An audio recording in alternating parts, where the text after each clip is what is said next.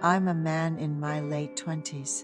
Growing up, I never had much interest in academics and have been working in a manufacturing job for a long time.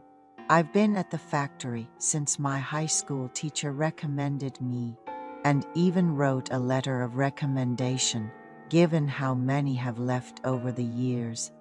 I'm considered one of the longest-serving employees. Naturally, this led to a promotion from a general employee to a supervisory role, and now I'm even being considered for higher positions. My effort to always work diligently and pleasantly has been recognized. The challenge now is that our company has acquired a great piece of land in a rural area outside the city to build a new factory. However, given its location, no one is eager to move there. This is especially true for those with families, considering schools for their children and employment for their spouses. One day, the boss called me in and said, "Ethan, think of it as a chance to save a substantial amount of money and go there for just 3 years. We'll take good care of your vacations and leave days. We're really short on people for management positions." After giving it some thought, the offer didn't seem too bad. The salary would significantly increase, and after just 3 years, I'd be guaranteed a promotion upon my return. Although it's a rural area, there are quite a few houses available for rent, and the company offered to cover my housing costs. Considering everything, it didn't seem like a step down from my current situation.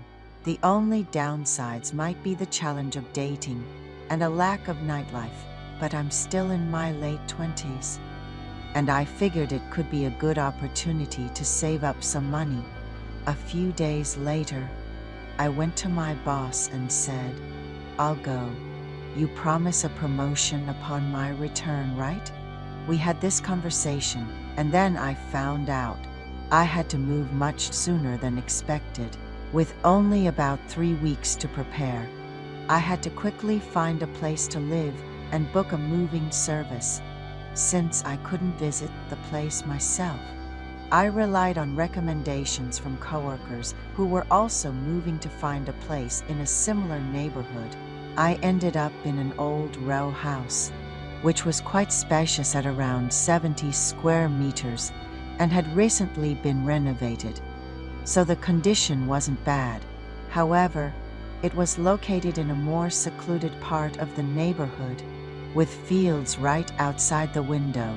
I could see tractors passing by, and at night, all you could hear were the sounds of crickets.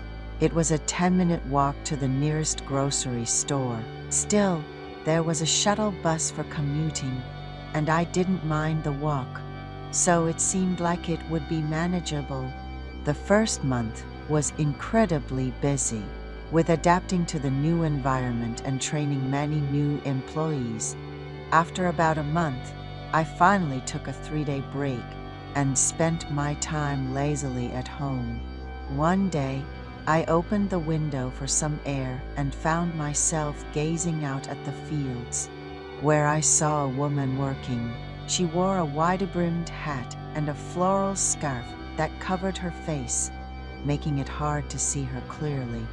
But it was evident she was diligently working in the field. She was wearing the kind of loose pants common in rural areas. But what struck me as unusual was that she seemed quite tall and slender, not quite what you'd expect from someone in this neighborhood. I found myself inexplicably drawn to watching her, and before I knew it, I had dozed off and enjoyed a leisurely nap on my day off. Then, one day on my way home from work, I encountered the woman I had seen from my window. I was walking home from the company shuttle bus stop and saw her working in a field close to the road, driven by curiosity and a desire to know more about her. I approached and initiated a conversation. Getting closer, I greeted her with, "Hello. I've seen you around as I passed by." but this is the first time we're actually speaking." The lady glanced at me and stood up, saying, "Are you from the industrial park? Just moved into that mansion over there? Nice to meet you." She greeted me warmly. I didn't dare ask her age at first, meeting it seemed rude. From her appearance, she looked to be in her 40s, similar to the other women around the industrial area. A few days later, as I was returning home from work and decided to pick up some beer to kill time, she recognized me working in her garden and initiated a conversation. "Looks like you're just getting back." I was grateful. She spoke first and cheerfully responded, "Yes, it's been dark for a while, but you're still working hard." She then mentioned, "Just telling myself a little more, a little more. And now it's this late. Is that beer? I'm so thirsty, suddenly craving a beer." Seeing a good opportunity, I cautiously asked, "If you're not too busy, would you like to join me for a drink? I don't really know anyone around here, so it's a bit lonely." To my surprise, she happily agreed, dusted off her clothes, and followed me home. Upon arriving, she asked, "I'm a bit sweaty. Could I borrow a shirt? I'll just rinse off quickly." I was momentarily taken aback, but lent her a casual shirt and shorts. She then offered to cook with whatever was available at my place. In no time, she whipped up a delicious homemade meal that we enjoyed with the beer. As the alcohol set in and we chatted, she revealed she was in her 60s. I was honestly shocked. I would have guessed late 40s at most. She shared that her husband had passed away before their children were born, and since then, she has been living alone. As we got to know each other over drinks, we found ourselves lying on the floor, deep in conversation until our eyes met. I'm not sure what came over me, but I moved closer, and when she didn't pull away, our lips met. We naturally spent a pleasant time together until the early morning. Dew began to fall. Feeling it was only right, I composed myself and walked her home in the fresh night air. Turns out, she didn't live far. Despite the awkwardness, I was somewhat exhilarated as I returned home and eventually fell into an exhausted sleep. Heading to work the next day, I started to second-guess what had happened. In such a small rural community, rumors of our unusual relationship could spread, and I began to worry. Returning home after work with mixed feelings, I found her, dressed casually this time, waiting at my doorstep. She said, "I noticed you didn't have much for sides, so I made some. Please, take care." She was about to leave right after dropping them off. I couldn't just let her go, so I awkwardly invited her. "Since you've made the effort to bring the sides, why not stay for dinner?" During dinner, I learned she was the same age as my grandmother. My grandmother had my father at a very young age, so the age gap wasn't that big.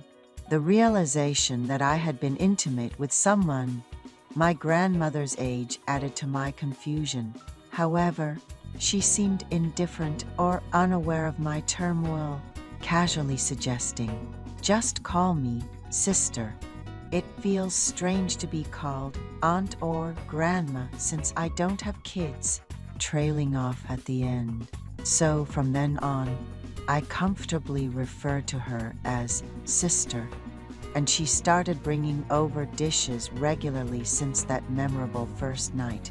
Feeling the need to reciprocate, I often tried to create the right atmosphere. Around that ambiguous time, she started calling me honey in a way that felt more like how older women might address each other rather than a pet name. It's unusual, isn't it, to be called honey by someone of the same sex, nearly 40 years your senior. I was taken aback, but didn't know how to ask her to stop without making it awkward, so I let it slide. We weren't officially dating or even exchanging messages, but we found excuses to meet almost daily under the guise of sharing meals or sides. Up until then, my experience with older women was virtually non-existent. My social circle was mainly mid-20s. Women I met through work or younger friends introduced by pals. But now, our secret rendezvous weren't just confined to my place or hers. We even met in secret in the fields. Initially, I was terrified of getting caught by the neighbors. But with each daring encounter, we grew bolder. In areas without proper street lighting, unless someone was intentionally shining a flashlight, we were practically invisible. What started with my heart racing eventually evolved to me enjoying our meetings even more than her, to the point where getting caught never even crossed my mind. I'd casually suggest, "Let's meet in the fields tomorrow." This went on for almost 3 months until a new woman around my age, in her late 20s, joined our factory. Since peers were rare, we naturally grew close, and at some point, it became evident she was interested in me. The factory folks even nudged me, saying, "It looks like Ethan is into you. You should give it a shot." But for some reason, I couldn't find myself interested in her, despite her attractiveness and figure. To be precise, my attention just doesn't gravitate towards women my age anymore. I've developed more interest in the older women I've been seeing these past months. When I take a moment to reflect, I find myself fantasizing about being close not just with the woman from the factory, but also with her in more specific scenarios at work, in the fields, even at my own home.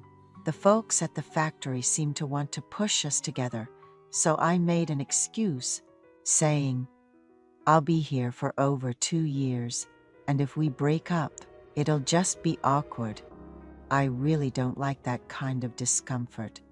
They didn't press further, but I could tell they were disappointed.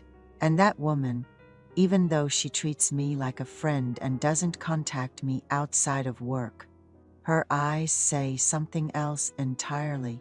But what can I do? I no longer find women my age appealing, even while enjoying my time with this older woman. Thoughts like, "This really isn't right," keep creeping up on me. Yet, I rationalize that it's not so bad for the time being, as long as I'm living here. I've leaned towards just enjoying the situation I'm in, but then I worry about the future. What if, when I return to my hometown, I still don't find women my age attractive? Honestly, with over 2 years left here, I sometimes get frustrated wondering why I'm even thinking about this now. Can I just ignore it and enjoy the present? I hope I won't end up only being interested in women who are as old as my mom or grandmother when I go back.